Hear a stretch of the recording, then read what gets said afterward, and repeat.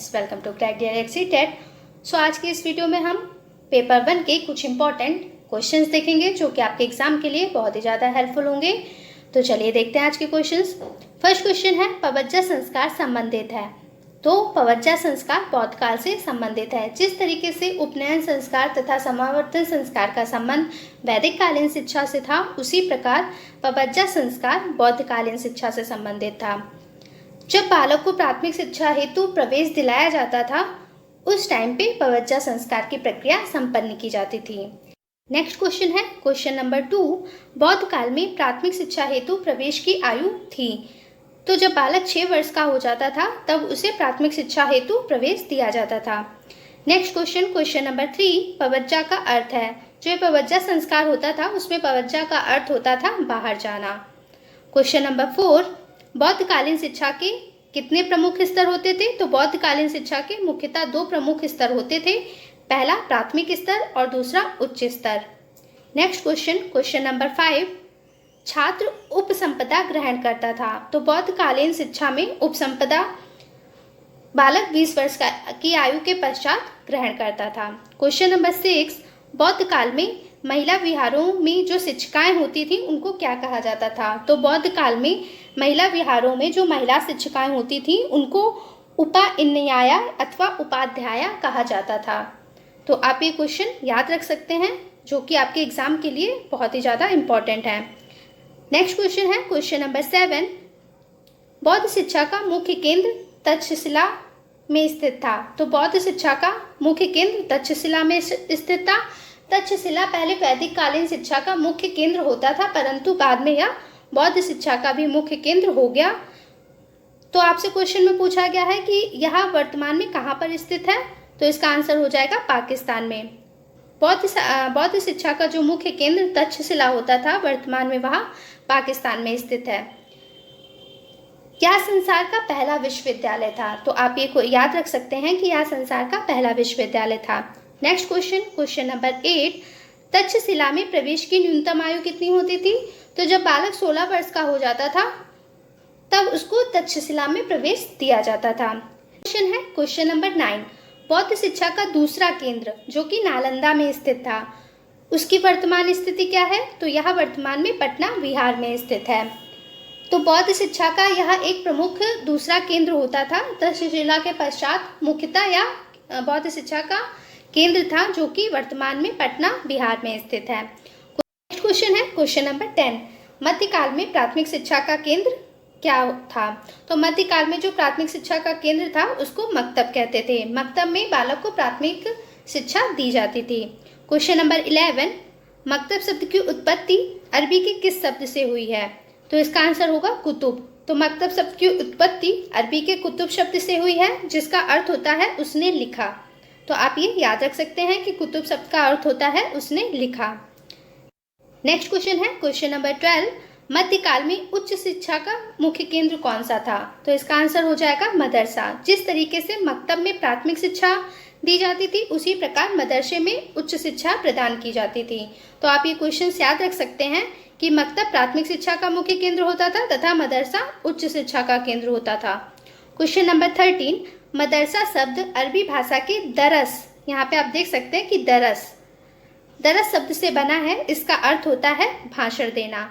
जिस तरीके से मकतब अरबी भाषा के कुतुब शब्द से बना था और उसका अर्थ था उसने लिखा, उसी तरीके से मदरसा अरबी भाषा के दरस शब्द से बना है, जिसका अर्थ होता है भाषण देना। नेक्स्ट क्वेश्चन है, क्वेश्चन नंबर 14, मकतबों में बच्चों का प्रवेश किस आयु में होता था। तो प्राथमिक शिक्षा हेतु मकतब में बच्चों का प्रवेश होता था या किस आयु में बच्चों को प्रवेश दिया जाता था। तो जब बच्चा 4 वर्ष 4 माह व 4 दिन का होता था, तब उसको मकतब में प्रवेश दिया जाता था। नेक्स्ट क्वेश्चन, क्वेश्चन नंबर 15, बिस्मिल्लाह खानी रस्म होती थी। तो इस प्रकार की रस्म मकतब में प्रवेश के समय की जाती थी। आप ये याद रख सकते हैं। चलिए नेक्स्ट क्वेश्चन देखते हैं। क्वेश्चन नंबर 16, बिस्मिल्लाह का अर्थ है। तो मकतब में प्रवेश के समय जो बिस्मिल्लाह खानी रस्म होती थी, उसी में बिस्मिल्लाह का अर्थ होता था किसी कार्य को आरंभ करना। नेक्स्ट क्वेश्चन, क्वेश्चन नंबर 17, मध्यकाल में गुरु को कहा जाता था। मध्यकाल में गुरु को अताबुक या मुल्ला उस्ताद कहा जाता था। क्वेश्चन नंबर 18, मैकाले ने अपना विवरण पत्र कब प्रस्तुत किया था? तो सन 1835 में मैकाले ने अपना विवरण पत्र प्रस्तुत किया था। क्वेश्चन नंबर 19, एक अच्छे यूरोपीय पुस्तकालय की एक अलमारी का महत्व भारत और अरब के संपूर्ण साहित्य से कम नहीं है। यह कथन किसके द्वारा कहा गया था? तो मैकाले ने यह कथन कहा था। पाश्चात्य शिक्षा को उच्च दिखाने हेतु मैकाले ने यह कथन दिया था कि एक अच्छे यूरोपीय पुस्तकालय की एक अलमारी का महत्व भारत और अरब के संपूर्ण साहित्य से कम नहीं है। तो आप ये कथन याद रख सकते हैं, जो कि इम्पॉर्टेंट है।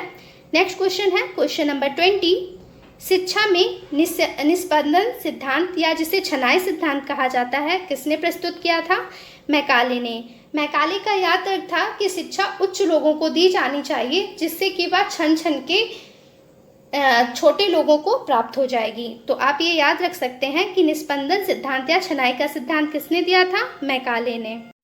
क्वेश्चन नंबर 21, प्राच्य पाश्चात्य विवाद किसने समाप्त किया था? तो मैकाले के आने के पूर्व भारत में प्राच्य पाश्चात्य विवाद प्रचलित था, तो यह समाप्त किया गया था मैकाले के द्वारा। नेक्स्ट क्वेश्चन है क्वेश्चन नंबर 22, एडम ने अपनी प्रथम रिपोर्ट कब प्रस्तुत की थी? तो मैकाले के पश्चात एडम ने अपनी रिपोर्ट प्रस्तुत की थी। तो उसने अपनी प्रथम रिपोर्ट कब प्रस्तुत की थी? 1 जुलाई 1835 में। नेक्स्ट क्वेश्चन है क्वेश्चन नंबर 23, एडम ने द्वितीय रिपोर्ट कब प्रस्तुत की थी? तो 23 दिसंबर 1836 को एडम द्वारा द्वितीय रिपोर्ट प्रस्तुत की गई थी। क्वेश्चन नंबर 24, 1835 में भारत का गवर्नर जनरल कौन था? तो लॉर्ड विलियम बेंटिक। 1835 में जो मैकाले ने अपना विवरण पत्र प्रस्तुत किया था, उस समय भारत का गवर्नर जनरल कौन था? Lord William Bentinck. Question number 25, would ने अपना घोषणा पत्र कब प्रस्तुत किया था? 19 जुलाई 1854 को वुड ने अपना घोषणा पत्र प्रस्तुत किया था। क्वेश्चन नंबर 26, भारतीय शिक्षा का महाधिकार पत्र है। तो भारतीय शिक्षा का महाधिकार पत्र किसे कहा जाता है? वुड के घोषणा पत्र को। वुड के घोषणा पत्र को भारतीय शिक्षा का महाधिकार पत्र यानी मैग्ना कार्टा कहा जाता है। क्वेश्चन नंबर 27, क्रमबद्ध शिक्षा हेतु क्रमशः प्राथमिक स्कूल, मिडिल स्कूल, कॉलेज तथा विद्यालय खोलने का सुझाव किसने दिया था? तो जिस तरीके से मैकाले ने सिर्फ उच्च शिक्षा पर बल दिया था, परंतु वुड ने यह कहा था कि क्रमबद्ध शिक्षा दी जानी चाहिए, यानी प्राथमिक स्कूल, मिडिल स्कूल, कॉलेज तथा विश्वविद्यालय इस प्रकार क्रमशः शिक्षा दी जानी चाहिए। तो यह शिक्षा का सुझाव वुड द्वारा दिया गया था। तो इसका आंसर हो जाएगा वुड। नेक्स्ट क्वेश्चन है क्वेश्चन नंबर 28, कलकत्ता तथा मुंबई में विश्वविद्यालयों की स्थापना की गई थी। तो वुड के घोषणा पत्र के पश्चात सन 1857 ईस्वी में कलकत्ता तथा मुंबई में विश्वविद्यालयों की स्थापना की गई थी। क्वेश्चन नंबर 29, वुड का घोषणा पत्र भारतीय शिक्षा का महाधिकार पत्र यानी मैग्ना कार्टा है। यह कथन किसके द्वारा कहा गया था? तो जेम्स ने यह कथन प्रस्तुत किया था कि वुड का घोषणा पत्र भारतीय शिक्षा का महाधिकार पत्र है। नेक्स्ट क्वेश्चन है क्वेश्चन नंबर 30, प्रत्येक प्रांत में जन शिक्षा विभाग की स्थापना की जाए। यह सुझाव किसने प्रस्तुत किया था? तो वुड ने यह सुझाव प्रस्तुत किया था कि प्रत्येक प्रांत में जन शिक्षा विभाग की स्थापना की जाए, जिससे प्रत्येक व्यक्ति को शिक्षा प्राप्त कराई जा सके या प्रत्येक व्यक्ति शिक्षा प्राप्त कर सके। आज के वीडियो में इतने ही क्वेश्चंस। होपफुली वीडियो अच्छा लगा होगा। वीडियो अच्छा लगा हो तो वीडियो को लाइक कीजिएगा, शेयर कीजिएगा और चैनल को सब्सक्राइब कीजिएगा। मिलते हैं नेक्स्ट वीडियो में। Thanks for watching.